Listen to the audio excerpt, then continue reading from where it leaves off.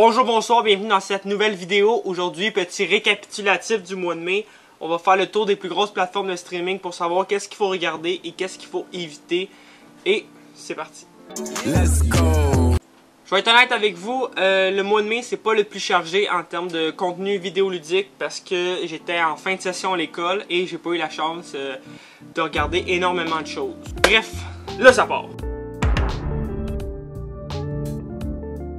Amour, mort et robots est une série d'anthologie de courts-métrages d'animation. Chaque épisode a son propre style d'animation et a ses propres thèmes qui tournent autour de l'amour, la mort ou les robots.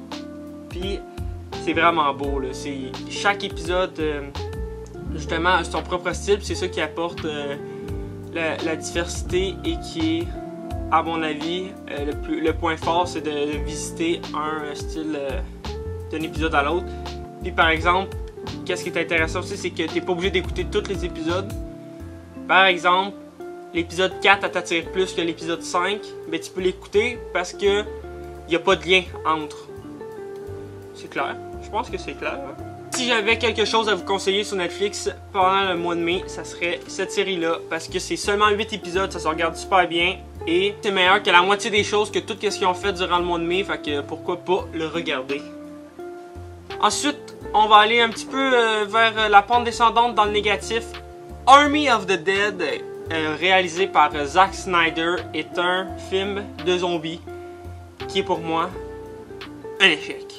Les zombies sont là, le côté zombie du film est là, je peux pas rien dire là-dessus. Moi, la seule chose qui m'a dérangé, c'est la manière que ça a été filmé. Tu prends le 4 minutes de fin de Justice League Snyder Cut, puis tu le mets sur 2 heures.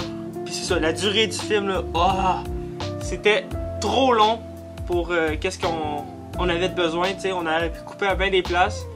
Mais Zack Snyder, c'est un de ses plus grands défauts, je pense, de faire des films longs. Malgré qu'il y en a qui aiment ça. Je veux pas me faire hate par des Zack Snyder fans hardcore. Mais Army of the Dead, il y a un moment où c'est que je me suis dit ça doit être fini là. Tu sais, j'ai regardé ma blonde, j'ai dit le combat final s'en vient. Finalement, il y a eu une demi-heure de plus entre les deux là, puis je l'aurais coupé. Mais sinon, le concept est là. Là, ils veulent faire un préquel avec le personnage d'ouvreur de coffre. Et ça tombe bien parce que pour moi c'était le personnage le plus attachant. Et s'il y a une suite, pourquoi pas. Mais c'est pas nécessaire pour moi. Army of the Dead, je vous le conseille puis je vous le conseille pas. Dans le fond, c'est à vos risques et périls. Je veux pas avoir rapport là-dedans.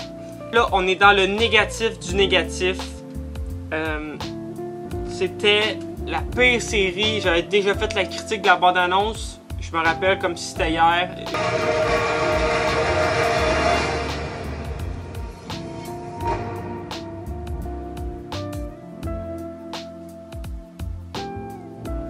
J'avais dit que je n'allais peut-être pas regarder cette série-là et j'aurais dû ne pas la regarder parce que c'était une perte de temps.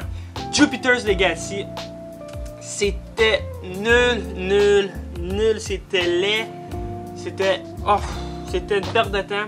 Ils se sont accrochés sur les mauvais sujets, je pense, de la série. Ça aurait été plus le fun, un vrai passage de flambeau des parents aux enfants. Mais ils l'ont échappé. Puis directement, quand c'est sorti, on savait qu'il allait pas avoir de saison 2. Puis là, je pense que ça vient d'être officialisé qu'il n'y aura pas de saison 2. Pourtant, il paraît que c'est vraiment des bons... je pense que c'est des BD. Je pense que c'est vraiment des bonnes BD à la base. C'est des BD ou des romans graphiques? Je sais pas. Bref, il paraît que c'est vraiment bon, mais que l'essence de base n'a pas été utilisée à sa pleine capacité. Jupiter's Legacy, c'est vraiment quelque chose que je vous conseille pas. Parce que, comme j'ai dit, c'est long, c'est plate, les effets spéciaux sont pas très bien faits pour une série à gros budget de même. Donc, fièrement qu'il n'y ait pas de saison 2. De toute façon, oui! Il y a, à chaque fois, on passe du passé au présent, il y a comme des petites bandes noires qui apparaissent, c'est fatigant, là, puis à un moment donné, on sait là, que cette histoire-là, elle se passe dans le passé. Puis je pense que toute cette quête-là, pour moi, c'était pas intéressant. Moi, j'aurais mieux aimé suivre l'évolution du jeune, du personnage principal. En tout cas, lui. Et je pense que lui, c'était un personnage qui avait plus de potentiel que l'histoire du passé. Il aurait pu le couper en 2 épisodes ou faire des flashbacks moins longs. Bref, à ne pas regarder Jupiter's Legacy.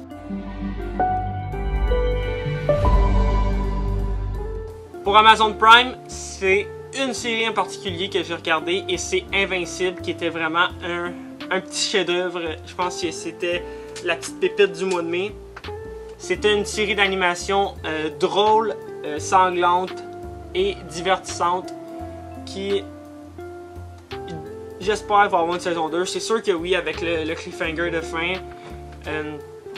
Pour moi, le Omnioman, il est malade. Okay, c'est vraiment, il surfe sur la vague du Homelander de The Boys.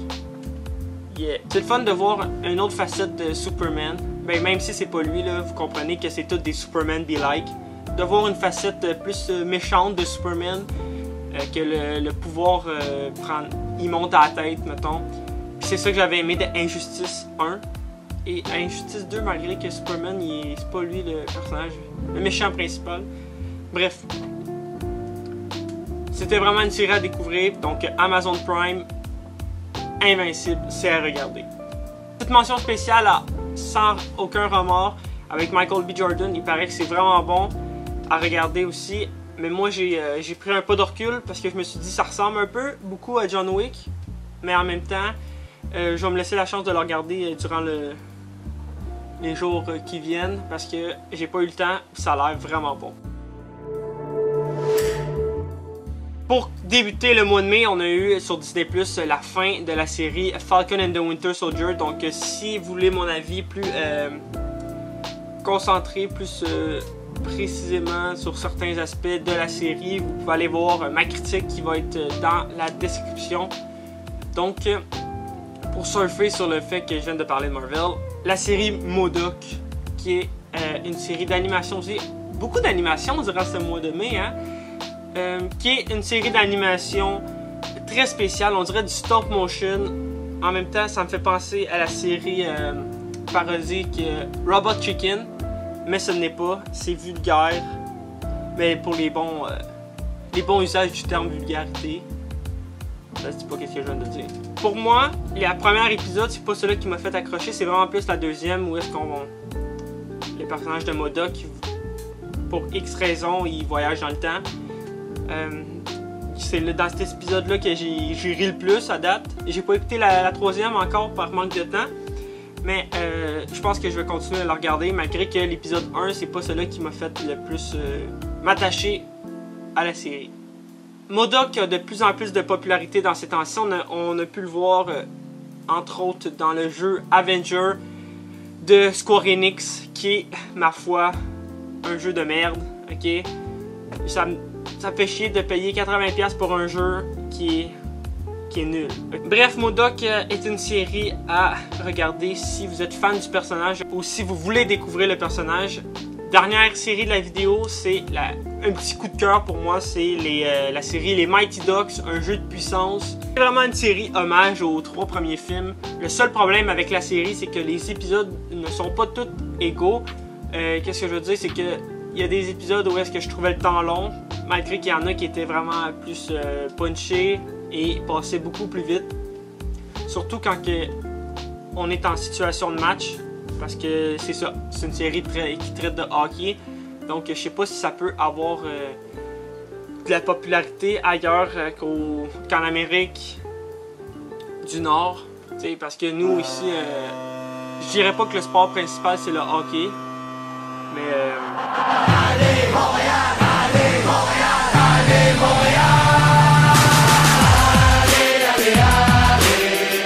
allez Montréal. Le Canadien gagne la coupe, ok? En tout cas, c'était les séries que je voulais partager avec vous, que ce soit à regarder ou à éviter. J'espère que ça vous a plu. Si vous avez quelque chose à me suggérer que j'ai pas regardé ou que j'ai pas mentionné durant le mois de mai, dites-moi là dans les commentaires, ça va me faire plaisir de lire qu'est-ce que vous avez à m'écrire. Sur ce, likez la vidéo, commentez, bonne fin de journée.